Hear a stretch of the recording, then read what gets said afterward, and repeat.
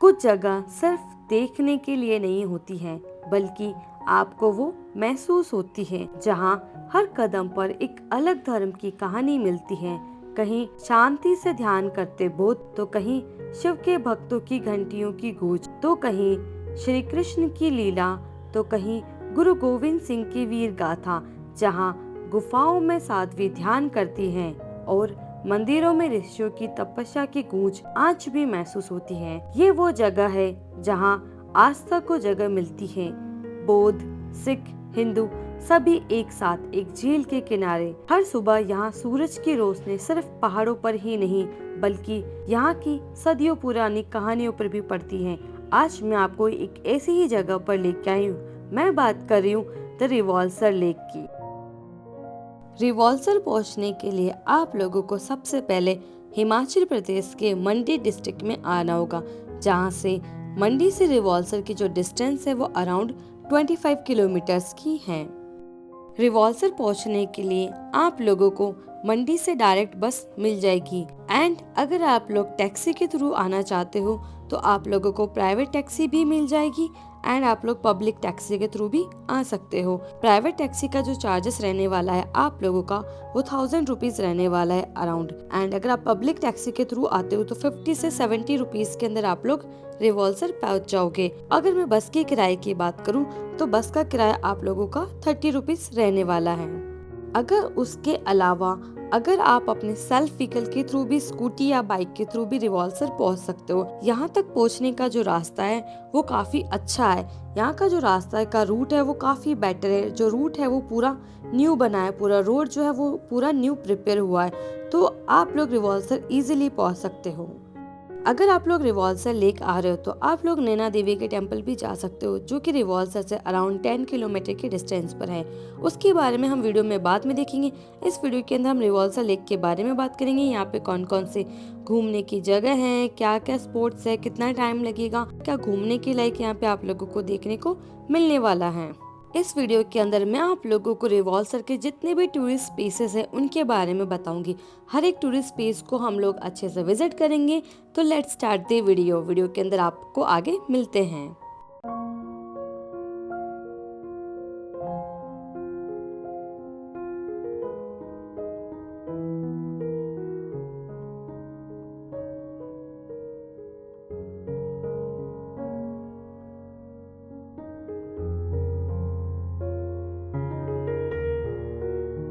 Hello everyone, welcome back to my YouTube channel. I am Pooja Meena. आज मैं आप लोगों को हिमाचल के एक हिडन लोकेशन पे लेके आऊँ, जिसके बारे में अभी बहुत ज़्यादा लोग नहीं जानते हैं। एंड ये जो बहुत ब्यूटीफुल लोकेशन है, अगर आप यहाँ पे आते हो तो आपका दिल बहुत ज़्यादा खुश हो जाएगा।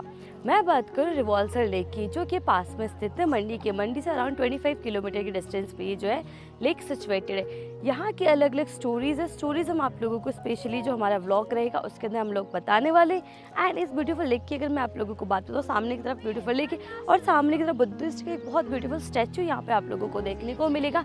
And it's one of the beautiful lake और one of the beautiful place to visit in the Himachal Pradesh near the Mandi. अगर आप मंडी के आसपास आ रहे हो, मंडी में रह रहे हो, तो you must visit this place. See in the video.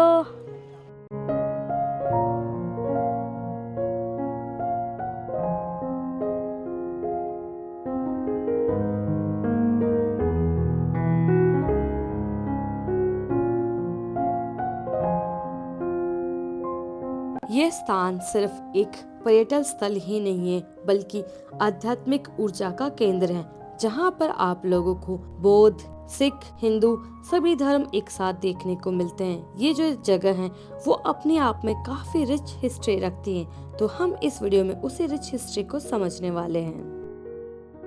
जब आप रिवॉल्सर में पहुंचते हो तो आप लोगों को सबसे पहले ये बुद्धिस्ट का एक छोटा सा टेम्पल देखने को मिलता है, जहां पर आप लोग दर्शन करके आगे जो इनकी बड़ी मोनेस्ट्रीज हैं वहां पर आप लोग जा सकते हो। इस गोम्पा की जो वास्तुकला है वो आप लोगों को तिब्बतन शैली के अंदर देखने को मिलती है। यहाँ पर आप लोगों को इस तरीके के जो इनके फ्लैग्स होते हैं वो आप लोगों को देखने को मिलते हैं। इनके जो टेम्पल के अंदर आप लोगों को इनके जो गुरु होते हैं उसके अलावा दलाई लामा जी होते हैं, उनके स्टैचूज वगैरह भी देखने को मिलती हैं, उनकी प्रतिमाएं देखने को मिलती हैं। अगर आप लोग यहाँ पर कुछ पूजा अर्चना करना चाहते हो तो आप लोग भी यहाँ पर कैंडल्स वगैरह जला सकते हो।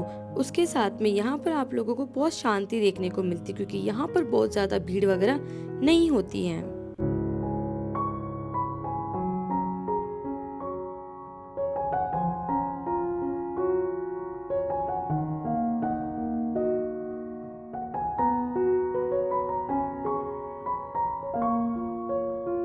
सच बात बोलूँ ना तो मुझे बुद्धिज़्म कल्चर बहुत ज़्यादा पसंद है। इनके फ्लैग्स, इनके रोटेटिंग व्हील्स मुझे बहुत ज़्यादा फैसिनेटिंग लगते हैं। यहाँ पर एक आप लोगों को एक अलग ही तरह की शांति देखने को मिलती है, एक अलग ही तरह का आप लोगों को जो है अनुभव देखने को मिलता है। यहाँ पर बहुत शांति होती है, इतना पीसफुल होता है, जहाँ पर आप लोग मेडिटेशन वगैरह कर सकते हो, क्योंकि इनके यहाँ पर काफ़ी अच्छी मेडिटेशंस वगैरह भी करवाई जाती है अगर आप लोग उनके जो कोर्सेज वगैरह ज्वाइन करते हो तो। इस खूबसूरत से छोटे से टेम्पल को विजिट करने के बाद में हम लोग निकल पड़े थे यहाँ की जो मेन मार्केट को एक्सप्लोर करने के लिए, जो यहाँ की मेन जो 2 मोनेस्ट्रीज हैं उनको विजिट करने के लिए। वो आप लोगों को इसी रास्ते के अंदर देखने को मिलती हैं। नेक्स्ट हम लोग आ गए थे यहाँ की एक मेन मोनेस्ट्री के अंदर, द्रिकुंग कयुंग मोनेस्ट्री के अंदर, जो कि एक फेमस मोनेस्ट्री है यहाँ की। इस मोनेस्ट्री का जो आर्किटेक्चर है वो भी आप लोगों को तिब्बतन आर्किटेक्चर की फॉर्म के अंदर ही देखने को मिलता है, जिसके अंदर आप लोगों को बहुत ज्यादा फाइन आर्ट से आर्किटेक्चर देखने को मिलता है। बहुत ही स्मॉल आर्ट आप लोगों को देखने को मिलती है। इनके जो फ्लैग्स होते हैं उनको ये कलर्ड फॉर्म में लगा के रखते हैं, जिसकी हर एक कलर का अलग अलग इंडिकेशंस आप लोगों को देखने को मिलता है।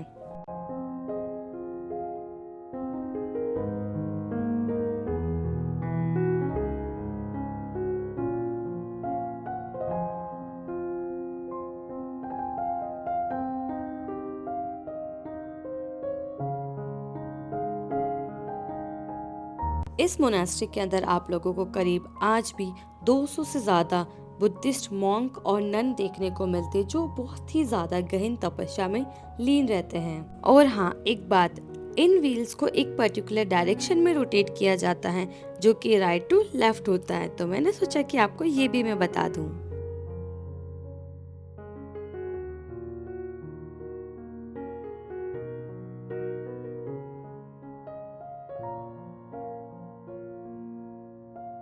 ये जो मोनेस्ट्री हैं वो आज भी ध्यान और साधना का एक प्रमुख केंद्र है, जहाँ पर नियमित रूप से यहाँ के जो लामाज हैं वो आज भी शिक्षा और साधना देते हैं उनके न्यू जनरेशन को, जिससे वो लोग अपने आगे आने वाली जनरेशन को उनके बुद्धिस्ट कल्चर के बारे में बता सकें। तो ये बहुत ही अच्छी जगह, I thought you must go this monastery, क्योंकि बहुत सुंदर है। उसके अलावा आप लोग यहाँ पे जो लामाज है, यहाँ के जो बच्चे वगैरह होते हैं, आप लोग उनसे बात वगैरह भी कर सकते हो।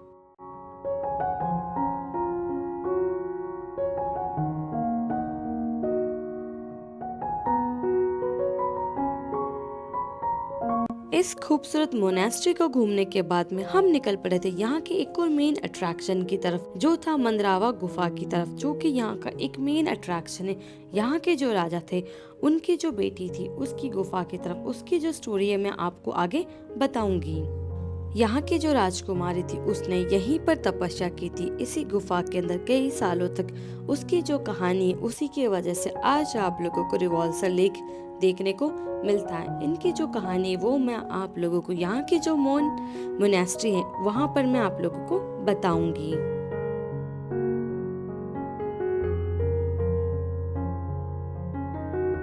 उसके बाद में हम लोग निकल पड़े थे यहाँ के सबसे फेमस शिव टेम्पल के दर्शन करने के लिए, जो कि आप लोगों को गुफा के पास में ही देखने को मिलता है। ये जो मंदिर, इसकी काफी ज्यादा प्राचीन कहानी है। ऐसा कहा जाता है कि लोमेश ऋषि ने भगवान शिव की कई सालों तक तपस्या की थी, और तपस्या करने के बाद में भगवान शिव उनसे प्रश्न हुए थे, और प्रश्न होने के बाद में भगवान शिव ने उनको आशीर्वाद दिया था कि आपको यहाँ पर एक झील का निर्माण करना होगा, जिससे उन्होंने झील का निर्माण किया, जिसे आज आप रिवॉल्वर लेक के नाम से जानते हैं। उसके बाद में लोमेश ऋषि जी ने यहाँ पर कई सालों तक ग्रंथ लिखे, कई ग्रंथों की रचनाएं उन्होंने की, और उन्होंने यहाँ पर भगवान शिव का मंदिर बनाया। भगवान शिव के मंदिर के पास में ही लोमेश ऋषि जी का भी मंदिर बनाया बाद में स्थानीय लोगों ने। आज भी उनके मंदिर में पूजा अर्चना की जाती है। तो आप अगर शिव जी के मंदिर में दर्शन करने जा रहे हो तो आप लोग लोमेश ऋषि जी के मंदिर में भी दर्शन करके आए, क्योंकि इन्होंने हमारे कई ग्रंथों की रचनाएं की थी, जिनमें से लोमेश संहिता, योग और तपस्या के शास्त्र उल्लेख इन्होंने कई दिए थे। मंदिर से मात्र 5 मिनट की आप वॉक करने के बाद में आप लोग रिवॉल्सर लेक पहुंच जाते हो, जो कि सच में बहुत ज़्यादा अद्भुत खूबसूरत है। तो आप लोग इस लेक के यहाँ पर जाएं और थोड़ी देर के लिए शांति से बैठ जाए और नेचर को आप लोग आराम से देखें और उसे एंजॉय करें।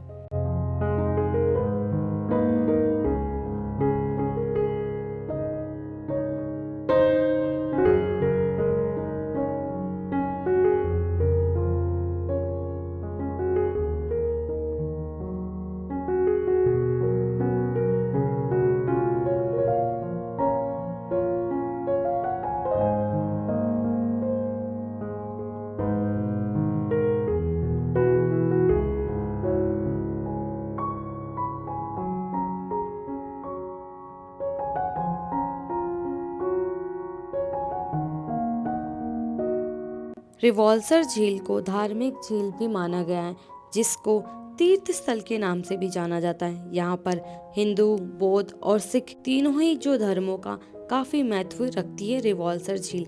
तो इसके अंदर अगर आप लोग स्नान वगैरह भी करना चाहो तो आप लोग स्नान वगैरह भी कर सकते हो।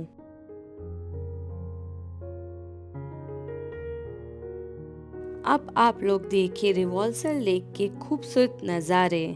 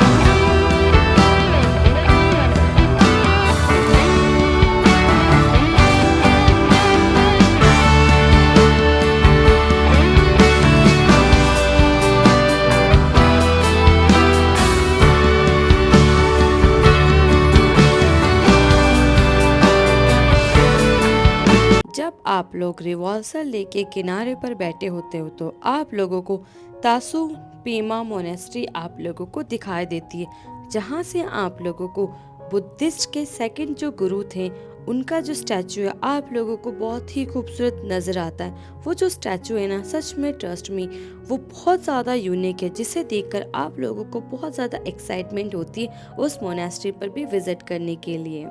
एंड ट्रस्ट मी, आप लोगों को उस मोनेस्ट्री पे भी डेफिनेटली विजिट करने के लिए जाना चाहिए, क्योंकि वो जो मोनेस्ट्री है वो भी बहुत ज़्यादा खूबसूरत है।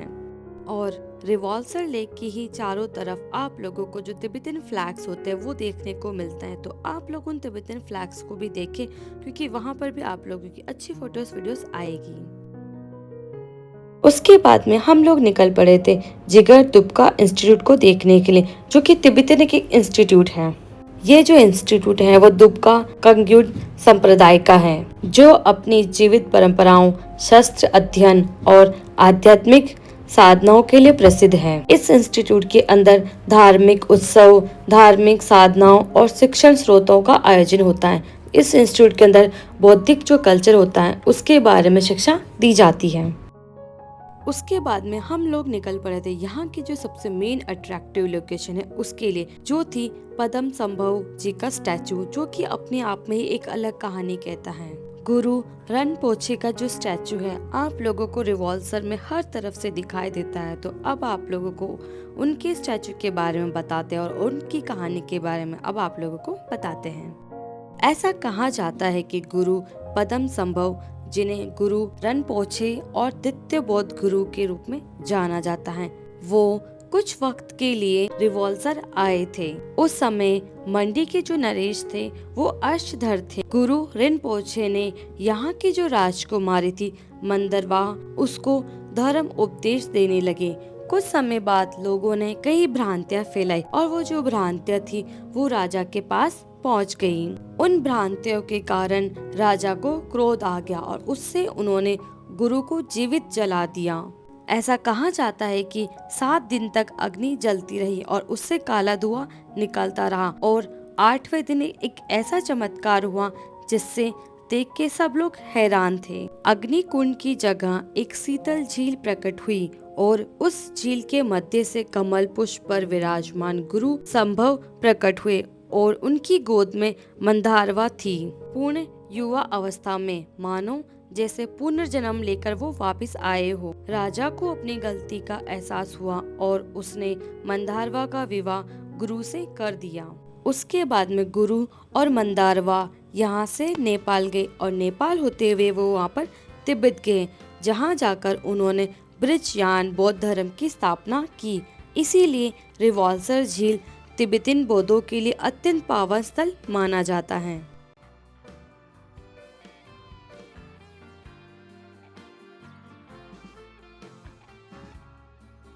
रिवॉल्सर में स्थित पद्म संभव जी की 123 फीट ऊंची भव्य मूर्ति अद्वितीय है। इसका उद्घाटन 1 अप्रैल 2012 को तिब्बत के 14वें दलाई लामा द्वारा किया गया था। इसी मंदिर के अंदर आप लोगों को भगवान बुद्ध, मंदारवा और बौद्ध गुरु की प्रतिमा देखने को मिलती है।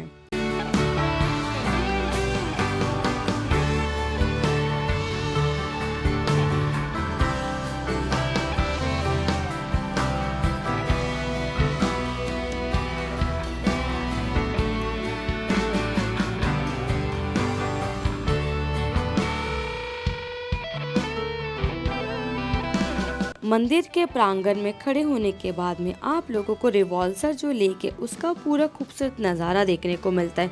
आप लोगों को पूरी रिवॉल्सर सिटी यहाँ से देखने को मिलती है।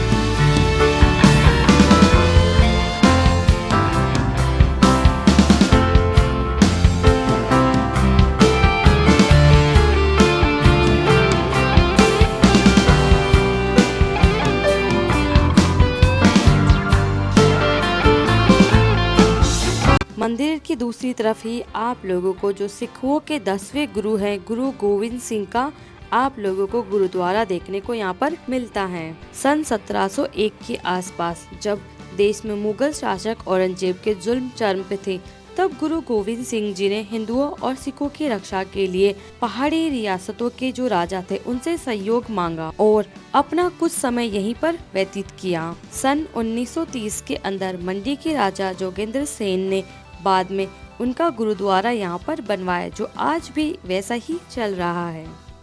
तो अगर आप लोगों को मेरा ये वीडियो अच्छा लगा है, कुछ भी हेल्पफुल लगा है, तो प्लीज़ आप लाइक शेयर कमेंट कर सकते हो। मुझसे कुछ भी इस वीडियो के बारे में पूछना चाहते हो तो आप लोग मुझे कमेंट करके पूछ सकते हो। See you in the next video.